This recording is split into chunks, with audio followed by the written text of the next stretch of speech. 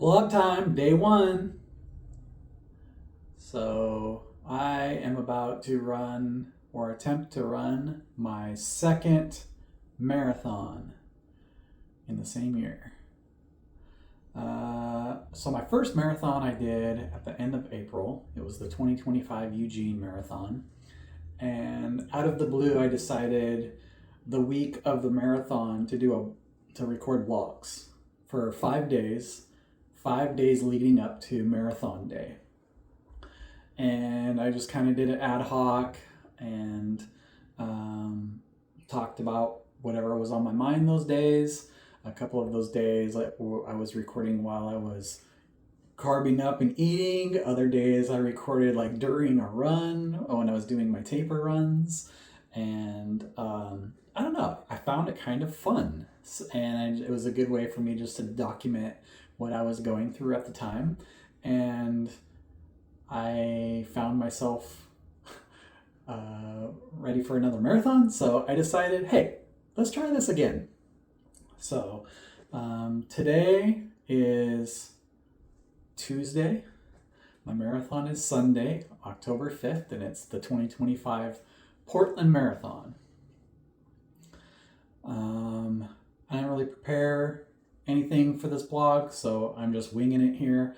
I did decide to try something different and recording next to this closet. And it's completely a coincidence that today I just happened to be happened to be wearing a hoodie from a past half marathon. This was the Seattle Ghost. And last Saturday, I ran Diplo's 5K. It's the Diplo's Run Club 5K. Toki Monsta and Diplo did some sets, so it was a party. Over 8,000 people there in Seattle. It was fantastic. Really want to do that again. Quite a big run for something that's just a 5K, but a lot of fun. So wearing my Diplo's Run Club hat today. Anyways, okay, so training. Let's talk about training. Training for this marathon, roughly 6 months after the last one, was interesting because it was the middle of summer was the highlight of my, I don't know why I keep going on my toes. I'm wearing my UFITs today. So wearing my recovery slides. Training for this marathon was interesting because it was smack dab in the middle of summer. And my summers are busy. I had a lot of plans. I actually had an extended period of time off work, so I was on a road trip. I was road tripping for almost 5 weeks during what was the beginning of the main chunk of my marathon training, and I wasn't following my training program. Not only was I not following my training program, I was sitting in the car for, sometimes 8 hours or more each day driving and road tripping.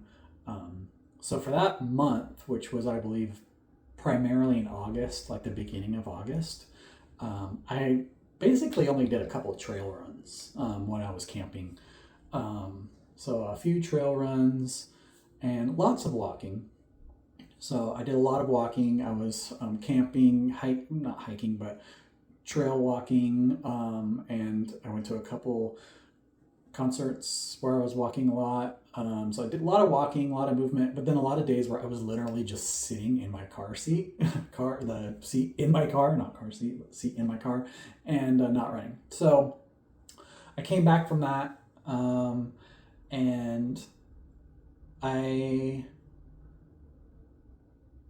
think the first week that I came back, I tried to ramp up to like 15, 20 miles that week. I don't remember what was on my training plan, but it was probably closer to about 30. And then after that 20-mile week, I'll call it, the next week I decided that I didn't want to run, FYI. I was not focused at all and just wasn't feeling it. And there was lots of reasons to that. I had things going on at work. I hadn't been active in my running running sense for a long time, and just was having a hard time getting back on my plan. The second week I was back, I decided to mentally just try to stick to my program, my plan. So on my training plan that week was like a 35-mile week. I went from like a 20 mile week to a 35-mile week. I did complete that 35-mile week. That long run that week was either a 16 or 18-mile run, and I got through that.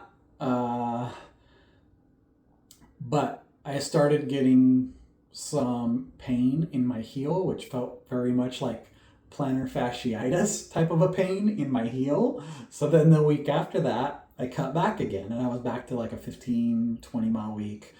Cutting back did work. The pain did go away in about a week and a half. I don't want to take up a million hours on this blog, so I'll try to cut some of this shorter. But I had an 18-mile run, possibly the worst run I've ever had. I hurt from mile one, and I never really had any good miles in that run. I did feel like I fueled pretty well. I was having, some of my fuel about every 4.5 miles, and it wasn't working for me. So I was pretty discouraged. That was the second to longest long run that I had in my program. So that was pretty discouraging. The following week, I had a 20-mile run, and I decided, for one, to change my fueling a little bit. I started fueling about every 3 miles, which was closer to about every 30 minutes for me. And my 20-mile run went great. So I had my longest run in my training program went really well. I wore my race shoes that day. I ran early in the morning, which I'm not a morning runner. I ran before work, so I got up at like 4 in the morning or 3:30 in the morning for that run. And that went really well. So mentally, that was really good for me. I think I'll stop my first blog here. I'll just basically start by saying, training program, I didn't really follow it. Clearly, I had some base miles under my belt from last winter and last spring, getting ready for my first marathon, which that training program I followed almost to a T. So I was very prepared. This marathon, not only did I not follow my training program, there's a lot of other things that have changed in kind of my diet and how things have been going just during the program.